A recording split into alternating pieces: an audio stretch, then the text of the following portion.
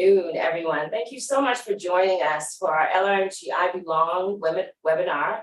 And we're really excited to invite you to a conversation where we explore whether in fact your people feel that they belong here, whether in fact they can grow here, whether they can perform here, and how in fact to drive levels of collaboration for impact here.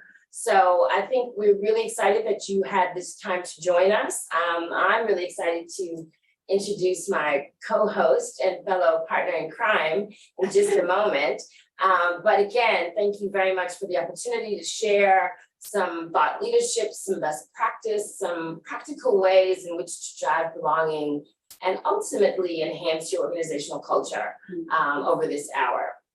I'm Joyce Lebelo, and so I won't dare ask you to read all of that fine print, but basically it tells you that I am the managing executive of LRMG Growth Enablement, and I look after culture, strategy, and change. And so for the past 23 years and a bit, wow, Sally, that's hard to have to keep saying out loud. I have been involved in localization of strategy, culture, and change management projects and processes within a number of organizations. And the last 12 years, I have had the absolute pleasure of being a part of the LRMG tribe, where I truly know that I belong, and we work very hard to make sure other people feel that as well. I would draw your attention to the quote, "There is no magic in magic, it's all in the details." And that is exactly what we believe is important about belonging and our intention to ensure that people feel that they belong. What you see on your screen now is really the lens within which we view high performance at LRMG. And we celebrated our 25th anniversary or birthday this year. So we're legal all over the world, as it may be. And so what we've done in those 25 years is really work on codifying organizational culture. I think that there are often discussions about organizational culture. What is it? The smell of the place, the way we do things around here. And what we know is that organizational culture with belonging at the heart is really the enabler of what you see on the outer portions of your screen in the dimensions of the circle. And so to the left would be I can perform here, which is individual knowledge, skill, and ability. The things that we bring to our work worlds to apply our own mastery and create our own artistry. And then the top portion of your circle where it reads I can grow here is really the environment that's been created within which people can perform. And about 5 years ago, I'm really pleased that we built out I can collaborate for impact here. We've all come to understand that shared value creation is the way that value is being created now. Functional competence, almost Sally, is yesterday's topic. And so the way we invest and innovate and collaborate is how we actually derive great levels of value. But at the very center of that is belonging. And so today's conversation will be the conversation because I think it's something that we both really enjoy. And I think that we both understand that there's a really academic side to it, and there's a lot that needs to be unpacked there. There's a very practical side of it. And I think it's around understanding what does that balance look like and what are your expectations around the topic. You know, I think that's something that we want to talk about. And then how do you make it sustainable in your organization? Where does it start? Where does it end? Who's responsible? absolutely. I think that's a big one. That's a big one. Where does it sit? Who owns it? Who's responsible for it? And I think in that, we often find ourselves juggling balls throughout our organizations and not necessarily touching the ground. So I think that's a wonderful opportunity for us to do that today. So thanks, I'm looking forward. We're gonna talk a little bit about, if we can get our screens right. Yeah, we're having a little technical difficulty, so we're gonna carry on, but we've got a view of what should be showing is really a nice graphic about belonging and diversity and inclusion. So we're gonna speak to the guys that are technical to come in and help us, but let's go on with the discussion.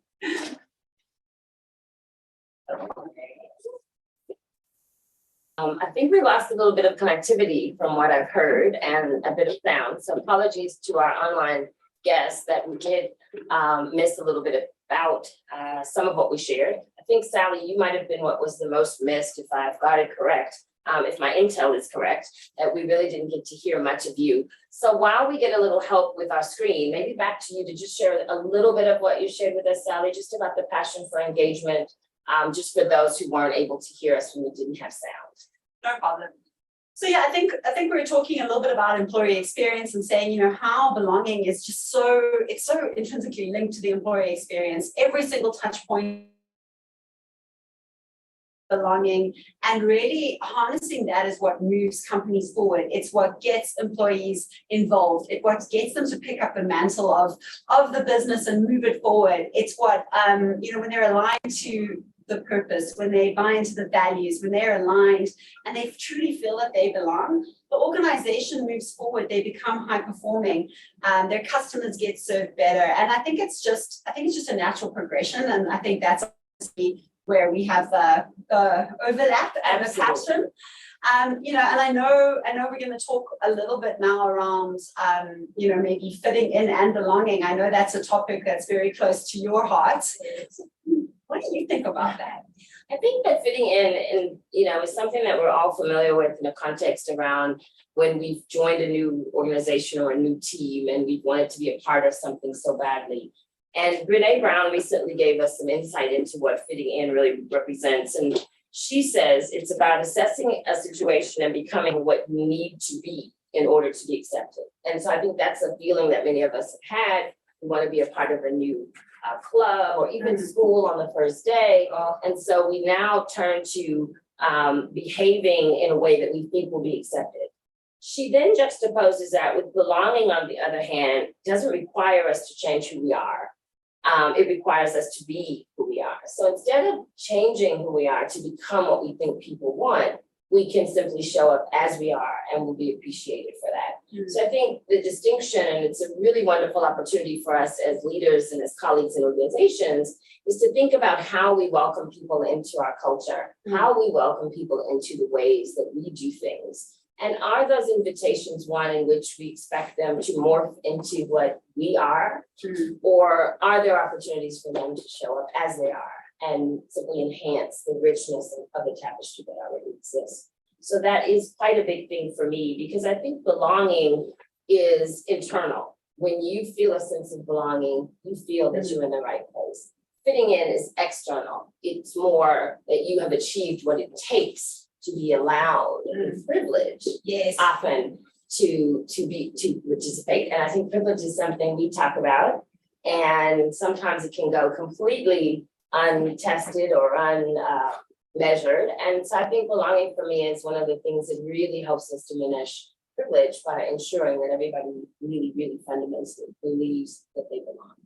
Yeah, and it's so interesting when you talk about the sort of external and internal factors around belonging, and we were discussing and have debated at length around the word inclusion, and we were talking about a little bit earlier and saying that sometimes inclusion is left out of the sort of the DEB conversation, because people feel that inclusion sometimes can mean that if you can be included, you can also be excluded. And I think what differentiates that for me is really the intentionality that's set behind it by the organization. And we were looking at that quote around, the dancing and the party, and we were saying, that is it the responsibility of the leaders to sit there and almost be scanning the room at the party to make sure that everybody is being asked to dance? What do you think about that? Absolutely. I mean, the picture, and I'm not sure if we can still get it up, was really that diversity is ensuring everyone is at the party, inclusion is everyone has been asked to dance, and then belonging is when everyone dances as if no one is watching. So this fundamental belief that if we really feel belonging, we dance as if we're not being judged, as if we're not being watched, and we're able even to apply our own rhythm to the music that's playing. We don't have to do it in a sense to meet what others might do. So I think your point about inclusion is something that's really topical at the moment, because we tend to work with organizations where inclusion and the behavioral attributes that are associated with it are not necessarily commonplace. And so we're inviting leaders Deloitte did an amazing piece of work about inclusive leadership in 2016. We've relied on that as many organizations have as best practice. And so it invites us to some attributes that, to your point, will ensure that inclusion doesn't become the responsibility of those who have been excluded. You would probably recall, Sally, the days of affinity groups only. Yes. So you'd have a women's group, you'd have a differently abled group, you'd have an LGBTQI plus group. Yeah. And it would be almost as if the organization was asking that community to speak back to the broader system of what should be done. And so I think to your point, these attributes from Deloitte, which quickly our commitment, that really align, that these behaviors align to our personal values. Second one is courage, that we will speak up and challenge the status quo, but we'll be humble while we do it. Then comes cognizance of bias, which I think you and I talk about often. We have to be mindful of our personal or organizational blind spots. We've got curiosity, which is my favorite when it comes to matters of belonging, and DEIB. EB is that, can't we approach this with an open mindset and a genuine desire to learn and to understand? The final two are culture intelligence, which really mean we have the confidence and we can be effective in cross-cultural experiences. Yeah.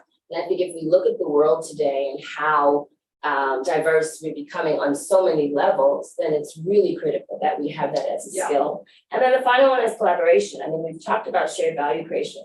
You can't get the kinds of levels of service or innovation that are needed to meet a diverse market if you don't have a curiosity and an openness to empower others to bring their voices to the fore. So for me, I think you make a really great point about inclusion, that we mustn't make inclusion the responsibility of those who may or may not be excluded. Yeah. And I love how Deloitte highlights the curiosity factor, and it's also one of the things that really speaks to me.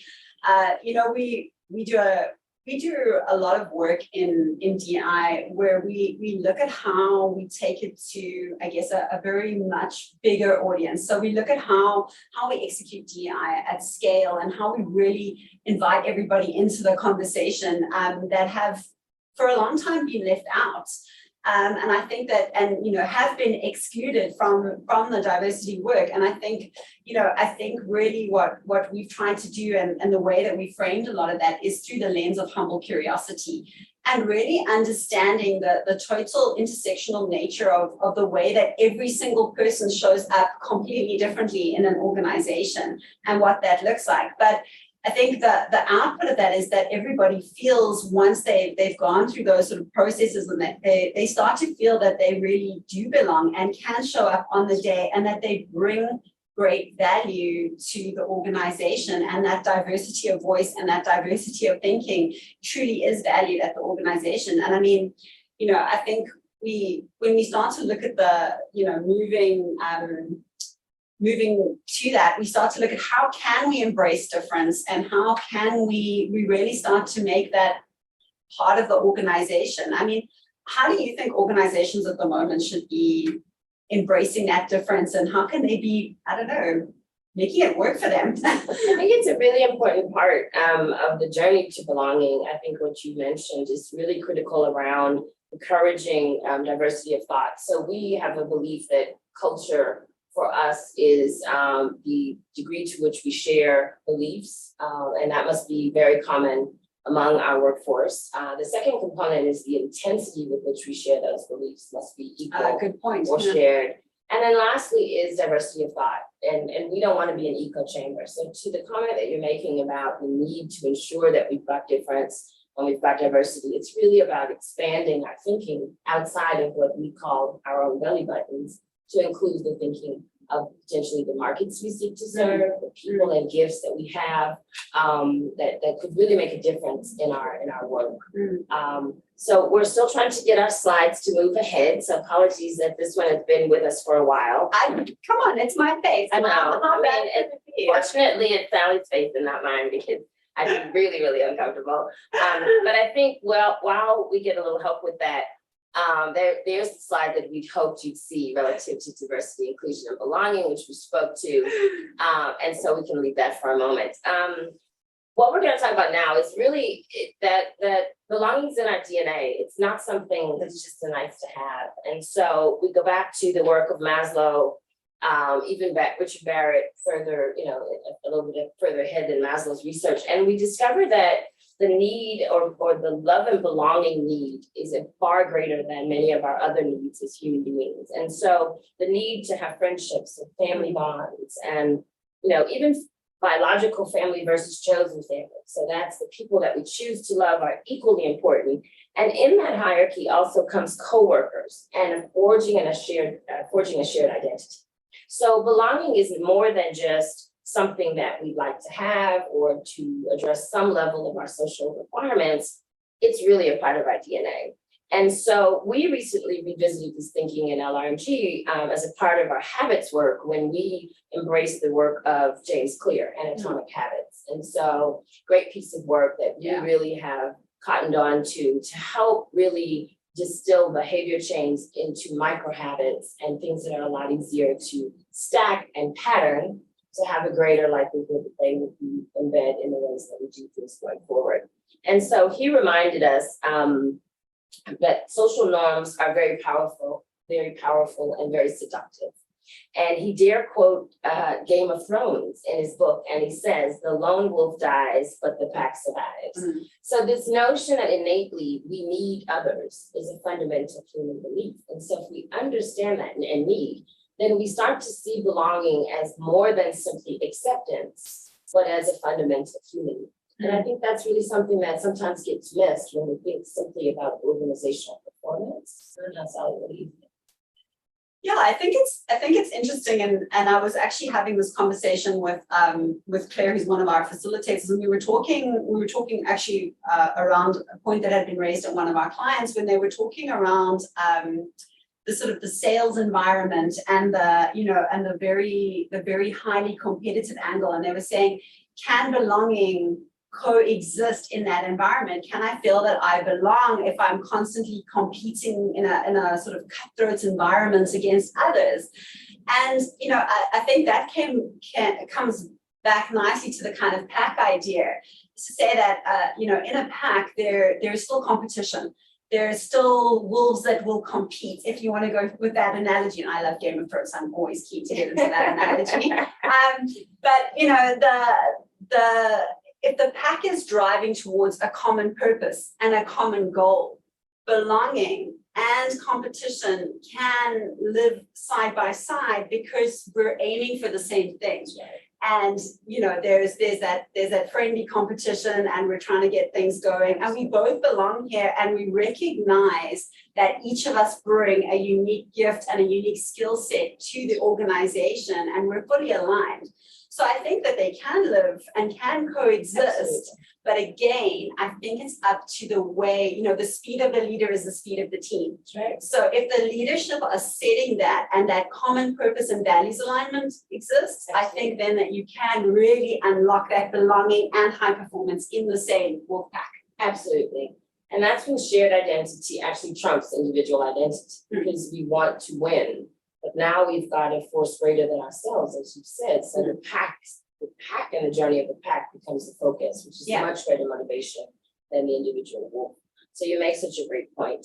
I think we talk about, now how to embrace difference, and to really leverage inclusion. And I think this is a particular passion, from some of the conversations that we've had. And I think maybe largely having lived in South Africa for 24 years now as a foreigner, and often having a perspective about difference and understanding the times that I've been incredibly engaged and ignited on the basis of that difference, and then sometimes when I haven't. Yeah. And so the things that I really wanted to discuss today are really some deeply personal ways that we can look at changing levels of belonging in our organization that are quite easy.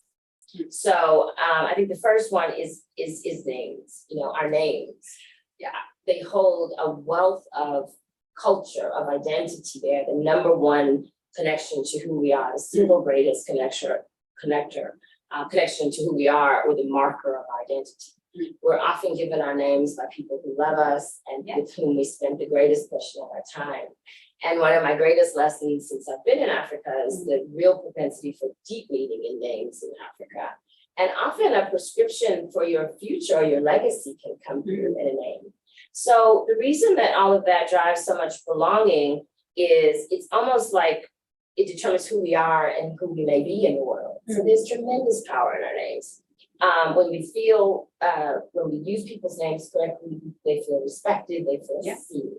So one quick story that I'd like to share is a colleague or a client of mine, and I want to be authentic with this horrible twangy American accent, what I had done to her name. So her name is Akona, and I realized that after several meetings, I would meet with her and I'd say, hi, Akona, how you doing, Akona?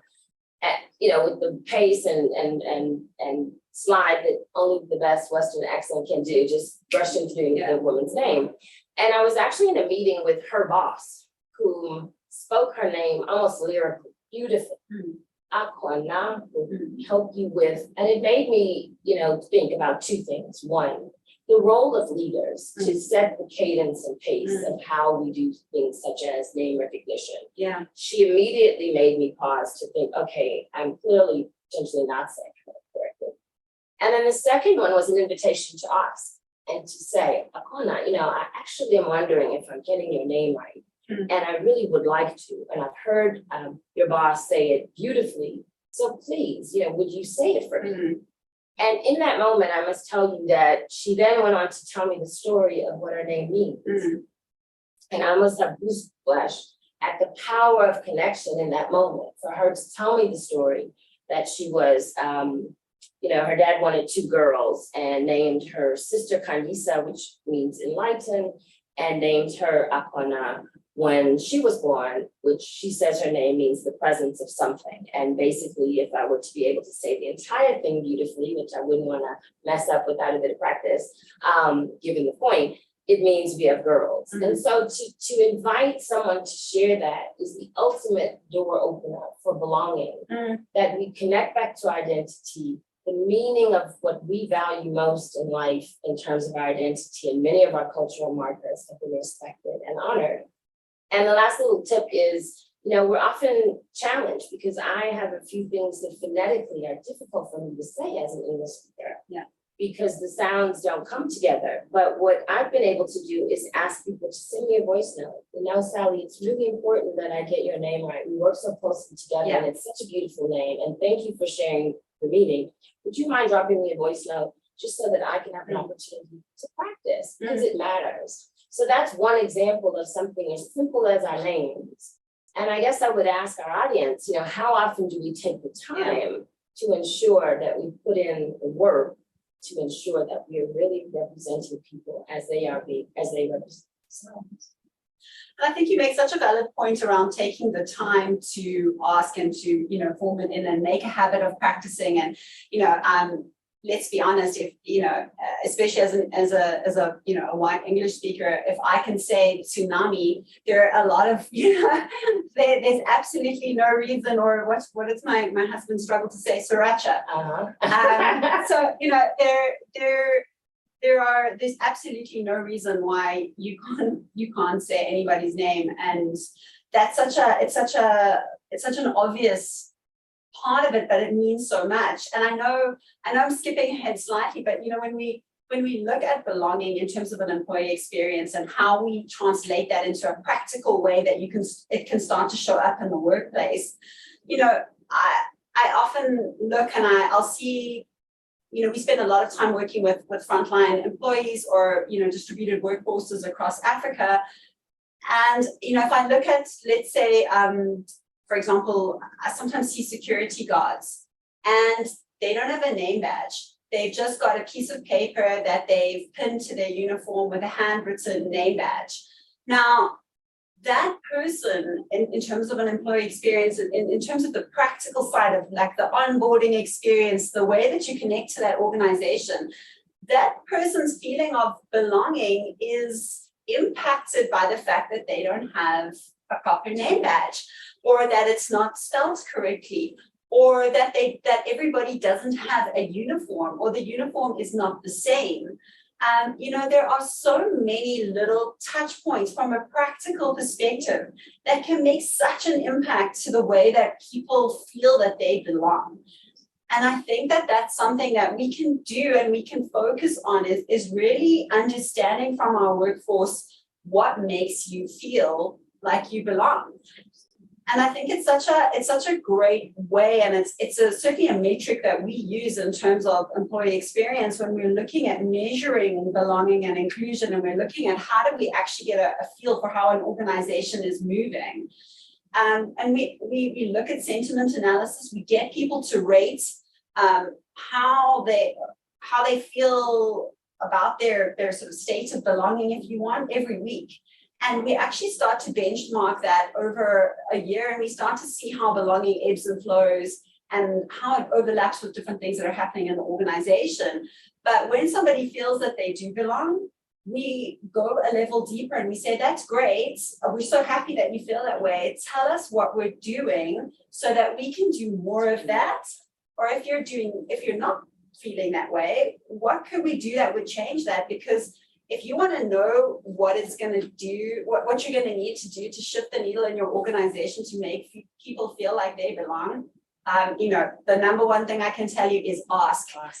They will tell you, if I have to go and express my breast milk in a bathroom or in a storeroom, I don't have a place to, have lunch. Those are little, daily impacts that make me feel like I don't belong here. And that maybe, I don't know if you've seen, there's a lot at the moment about the great breakup, about women leaving the workforce. But I mean, that's certainly something that, that we need to take, that they don't feel that they belong. They don't feel that they belong in this workplace. So they're going to choose to go elsewhere. And I mean, really, a lot of organizations cannot afford to have that talent just walking out the door and breaking up with them. No, and it's a huge talent war going on right now, particularly in some scarce and critical skills. But I think, another kind of basic one that we can unpack quickly, because I think there's so many different things that we can offer. I guess our guests or our fellow participant with us today. We've got a third empty chair for all of you that are with us.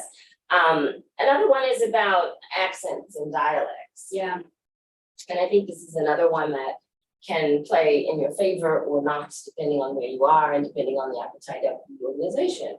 So, recognizing the number of different accents and languages that we have in South Africa. So, first of all, an accent usually is derived from the utilization of pronunciation from your first language to a second one, and often that's not ideal. So we are using the same phonetic approach in one language that is not necessarily appropriate in another.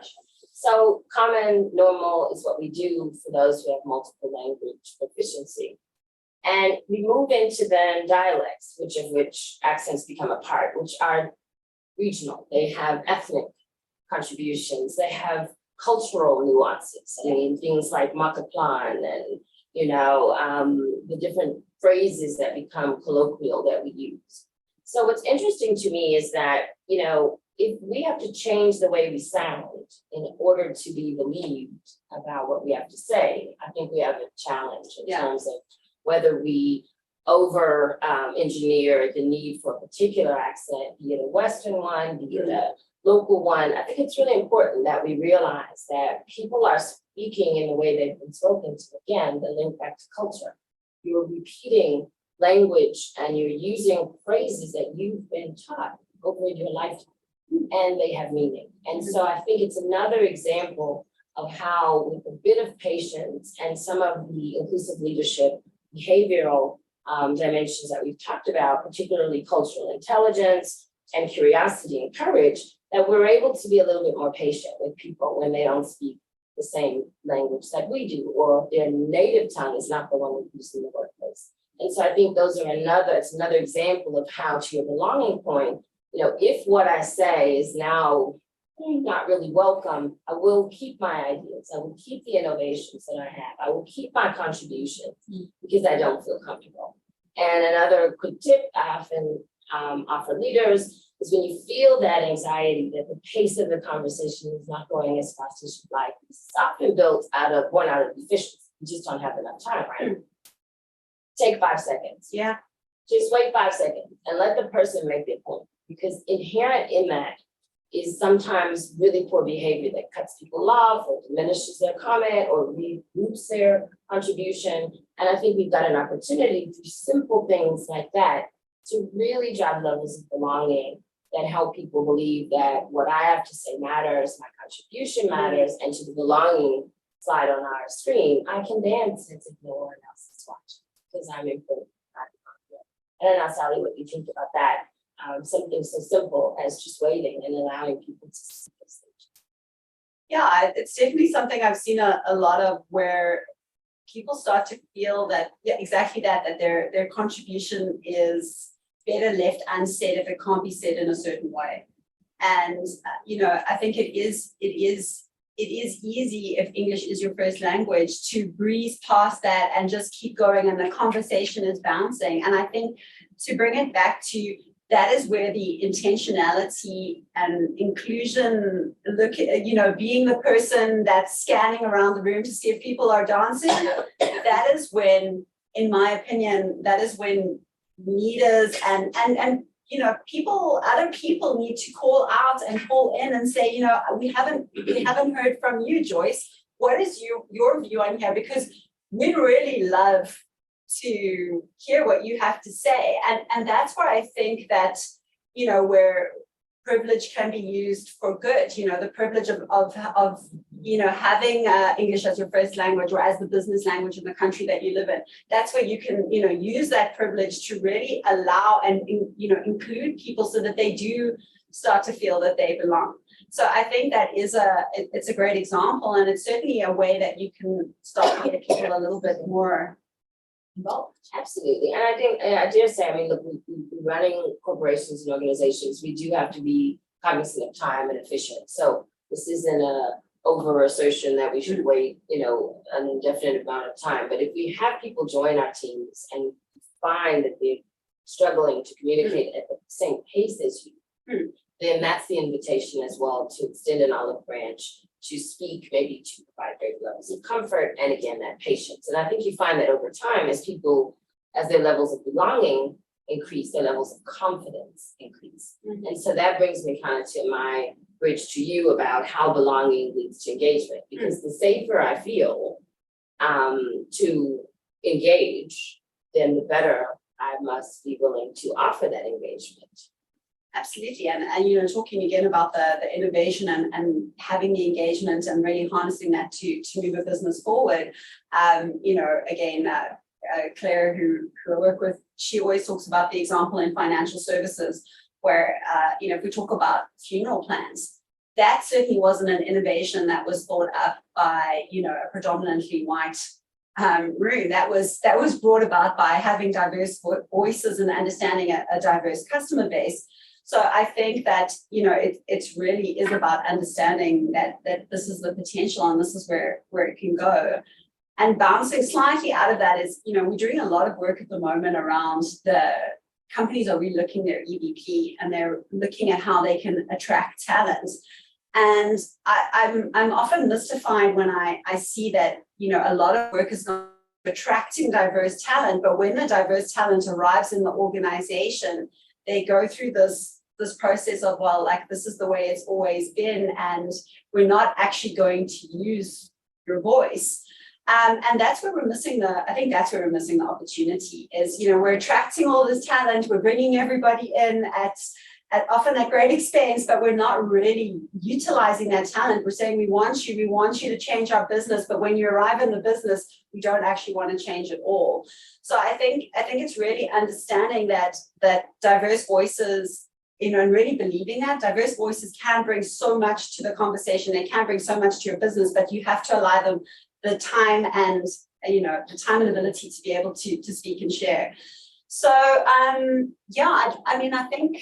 I think looking at that, and I think we've spoken a little bit now about what engagement feels like in organizations. Get into magic. Okay, we got some magic. So there's our 5 reflections to get to why. I think you were just talking a little bit about commitment and the talent journey. Yeah. Anything else here that you want to cover before we move on, since our tech is not cooperating with us?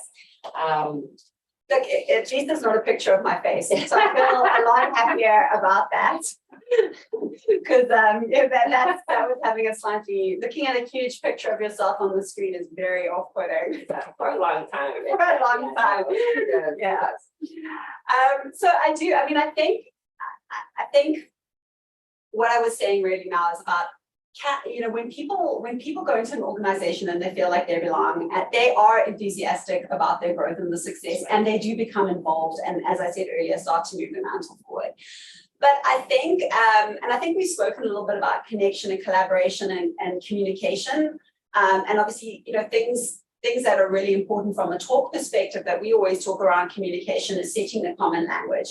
And I had a really interesting conversation the other day when we were talking about during the onboarding of an employee, and we were saying, when somebody joins your organization, do you give the context in which the words are used in your organization?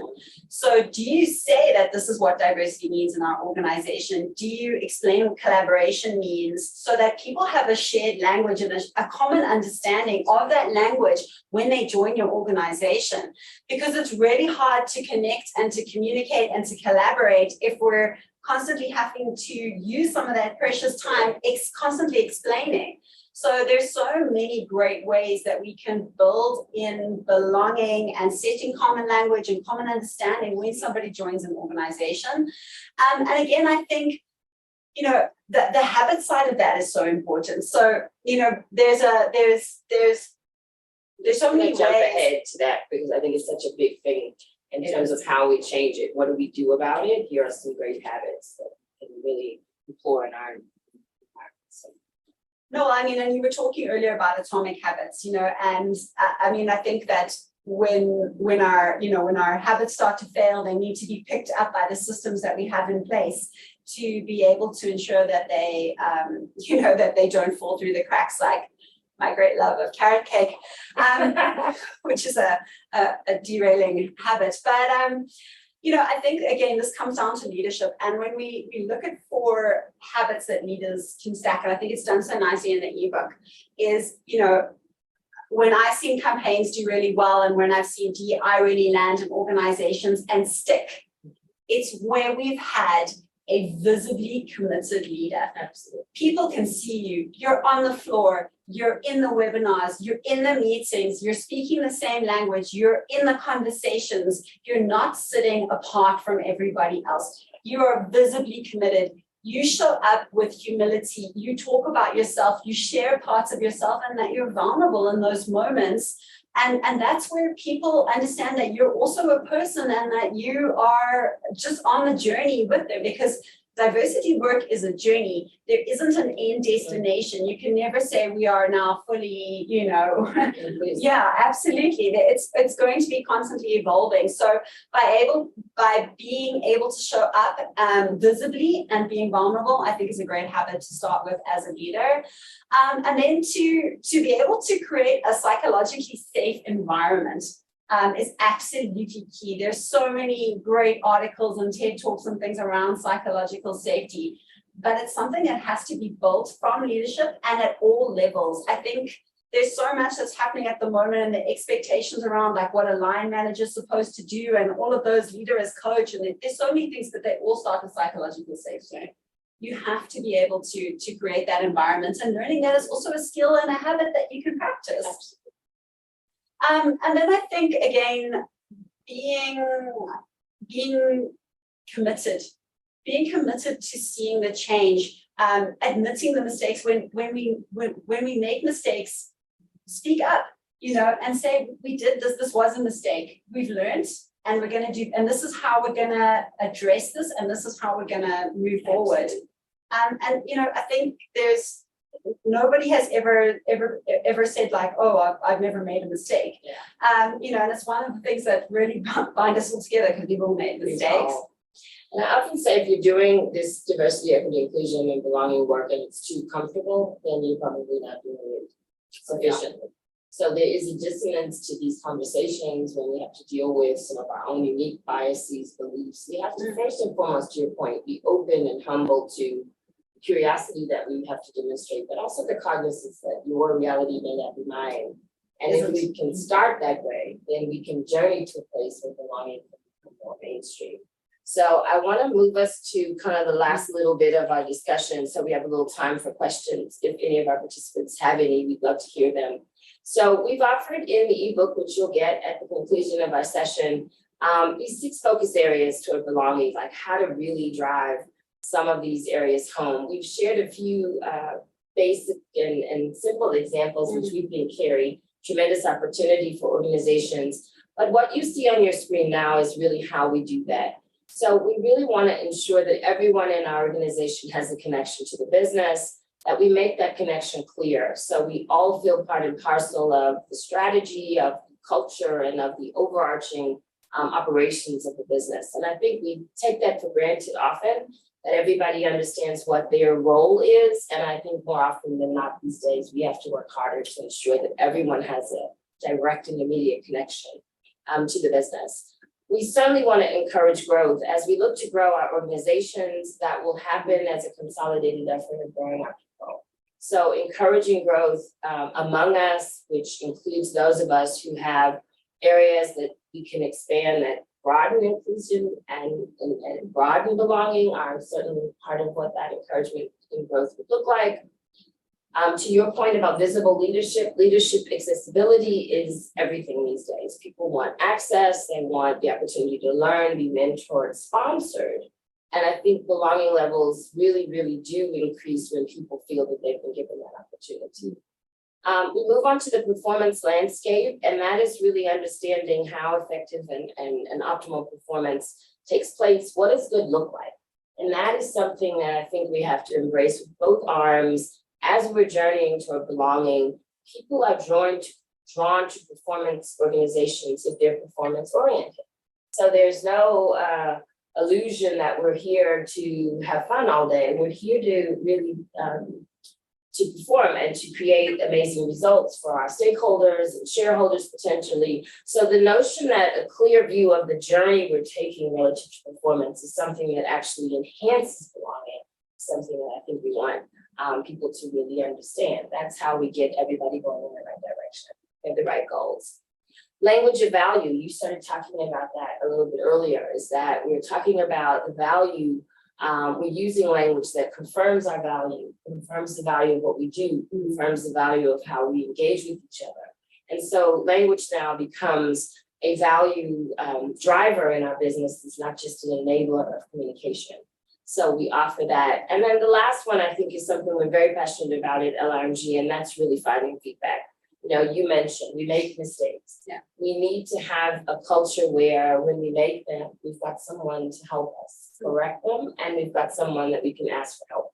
And that's as simple as if you hear language that you don't think is in line with inclusion, or if you hear something happening that you don't think necessarily reflects what might have been the right or optimal approach to some situation about belonging or diversity or inclusion, you say something. If you see something, you say something. And we begin to build this culture where feedback becomes actually the momentum for our efforts around inclusion and belonging. So I want to pause there. Comments? I mean, it's a lot on that slide, but I think those are some of the things that we've discussed, but certainly that we think can help organizations move the needle forward when it comes to belonging. I think I just have one comment on that, and then I'd love to hear some questions and some comments from everyone that's joined us. But I think for me personally, I think one of the hardest lessons I've had to learn and is that feedback is a gift. And you know, as a business owner, it took me a while to get there, but I've really learned that feedback is a gift, and that as leaders in your organizations and as organizations that are looking to really have a culture of belonging and using that to drive performance, feedback is going to be, in my opinion, one of the most powerful tools that you're going to be able to use to achieve this. Feedback from your people, feedback in the moment, feedback in a meeting. All of these things are going to help you to create a better organization. Results of the survey, having a continuous listening strategy with your employee experience is just feedback. It's just feedback to help you move belonging forward in your organization. It's not a threat. It's not persecution. It's just feedback that people are offering you, and you should receive it in the way that it is a gift, and it is going to help you to create a better organization where more people feel that they belong. I couldn't agree more. I mean, I guess there used to be saying that there's no bad publicity, and I think there's no bad feedback. It's taken years and maturity for some of us to really understand the gift. I'm right there with you, same ones that group, that the gift of feedback and what it means is it's offering you a perspective that you don't have. And I think that's why blind spots are blind. Yeah. We actually can't. Yeah. But what I will say is that all of these are enabled through trust. So everything on your screen and certainly feedback comes from being in a trusted relationship where belonging is not an issue. So as we build belonging, we're able to enhance our ability to give and receive feedback, because the foundation of belonging is trust. So that's really what we have to share with you. I'm going to ask our tech team to help us again, but I'd love to have some of our participants online unmute themselves. We've got a little question section here. We'd love to hear from you. If you have a question about anything that we presented or any of the scenarios that might be something that are relevant for you and your organization, please join us. Let's have a Q&A. Give us some feedback. It's Yes, a gift. it's a gift.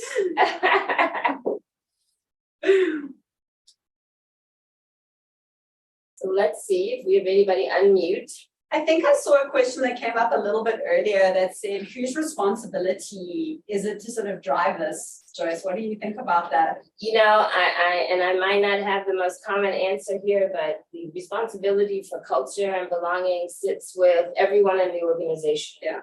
It is everyone's job to create the kind of culture that we all want to participate in. And I also think that as leaders, there's a unique responsibility to ensure that the path is clear for this type of culture to develop, and that we don't have all the red tape associated with process and policy getting in our way, but that we can genuinely peel back the layers and everyone can participate into a culture that they would want to be a part of. Yeah. I think we've got another question from Susan Mara, who's lovely to see joining us today. And she says, how do you see value playing out, especially in a diverse environment? So I'm not sure exactly if what she means, but I'm going to give it a shot, Susan. That how do you see the value playing out in a diverse environment? She said their value of language. Oh, okay. So it comes back later. That makes more sense. Thank you, Susan.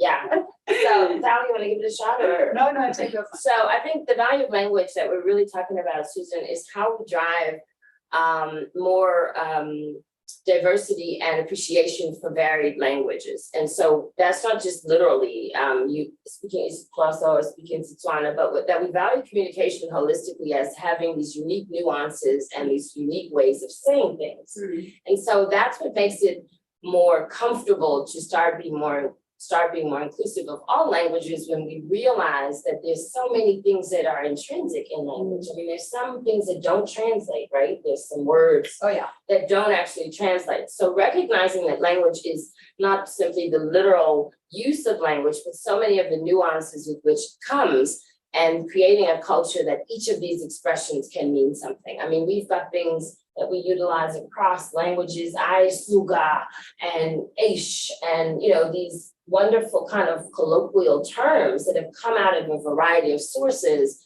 and in environments where they're equally embraced and we can laugh, we can utilize the value of language and the diversity that exists there beautifully. I hope that answers the question, Susan, as you intended it, but I hope also there was some tidbits in there. Feedback needs practice and repetition from the giver and the receiver. Raymond, I couldn't agree with you more. Yeah. I think Sally and I both would admit that that is a journey we must practice, giving it and receiving it. And really, I think what comes to mind immediately is empathy, is that you really got to have empathy for the person who's delivering it, as well as for maybe the person receiving it. And we often, Raymond, talk about the purpose of feedback is for performance improvement. Yeah. So if your feedback, we talk about constructive and positive and all of those things are valuable, but the intention of feedback is to improve performance. So if we just ask ourselves sometime in our feedback, if there is information that improves performance or not, that's a wonderful test for us in terms of whether or not we're getting closer to where it should be.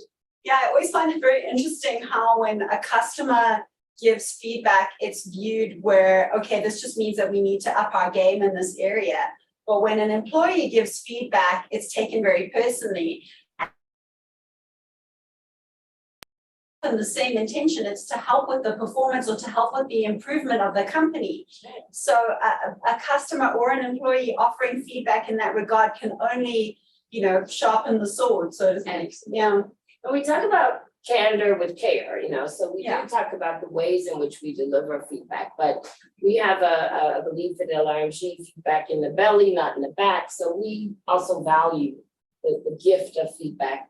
I do see another one, Kamogelo says, where does one begin to start changing fears of victimization when they do not open up about certain things, especially in a context where leadership gossips, basically low levels of trust in the work environment. So Kamogelo, that's a dangerous one in any organization. So fundamentally, trust and belonging go hand in hand. They're almost like hand in glove. And if we feel that leadership is not really behaving in a way that bodes trust, then we've got a series of challenges. I think authenticity is greatly impaired where we feel that trust can't be demonstrated honestly. I think leadership gossiping for me is just something that really wouldn't, in my view, protect or build trust. I don't know what you think. So. Yeah, I mean, really, if you look at 15 steps of intentional leadership, they speak very much about, eradicating gossip as part of building a great and high performing organization. So I think gossip is one of the things that can really erode trust and erode performance in an organization. Victimization is a really, really difficult one where you can't go higher if that's where the fear and the trust issues sit. So I think that's where you need to look at where you can, my advice would be where you can look at directing the feedback, where it perhaps will have the impact that could drive a little bit of change in the organization. I think maybe the channel, the means, or the person that feedback could be directed to, I guess that would be my advice around that. Yeah, and I think, we do a lot of work on trust and a trust index in organizations, and we leverage a lot of the work of Brene Brown and the Braving model, which really unpacks beautifully the 7 dimensions of trust. And Kamogelo, one of them is called fault, and it's about protecting what is said about you or to you with the safety that you don't have to worry about someone else saying it. So sometimes, maybe a potential view of the dynamics of trust and how those things can be so counterintuitive, because at the end of the day, for leaders to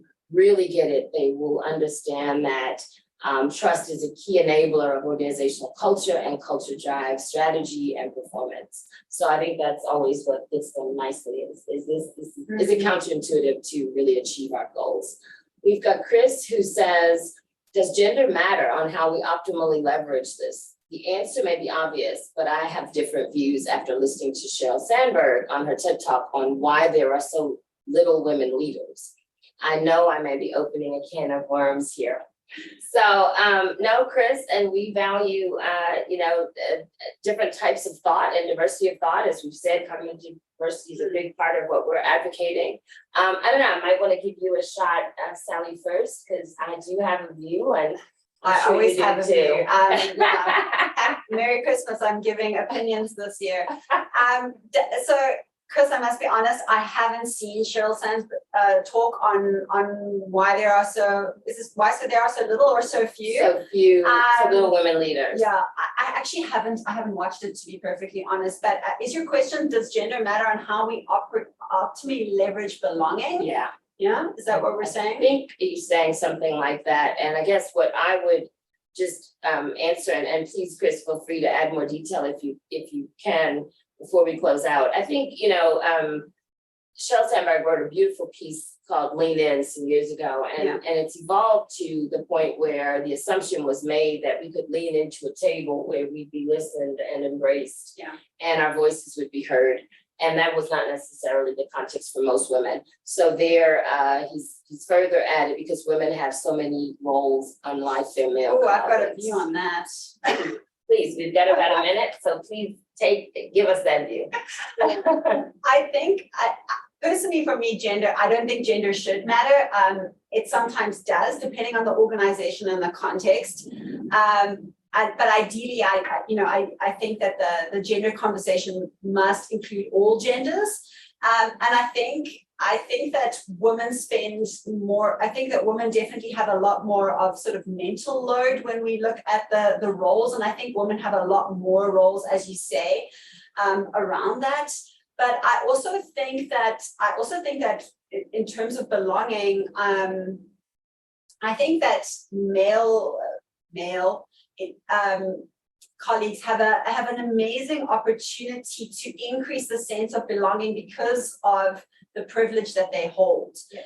If we look at the wheel of power and privilege, I think that and again, I'm using men in the most inclusive sense. Men have an amazing ability to influence belonging because of how much privilege is held there and how close they are to that. So I actually think that they have an amazing ability to change things.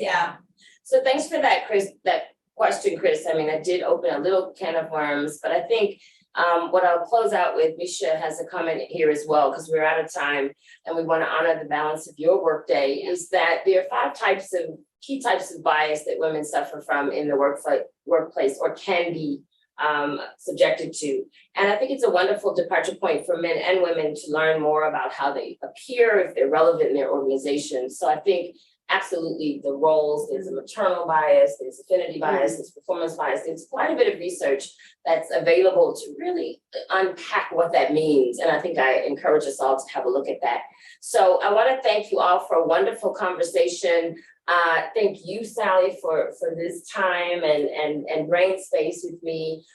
We've put up a QR code on your screen. We want to do more of these events. We want them to be of value and meaning. So we are asking you to quickly jump into a quick survey, give us your feedback, so that the next time we engage you about a topic about organizational culture or employee engagement, we're closer to the mark in terms of what you'd like to hear and that experience. So on behalf of Sally and myself, thank you.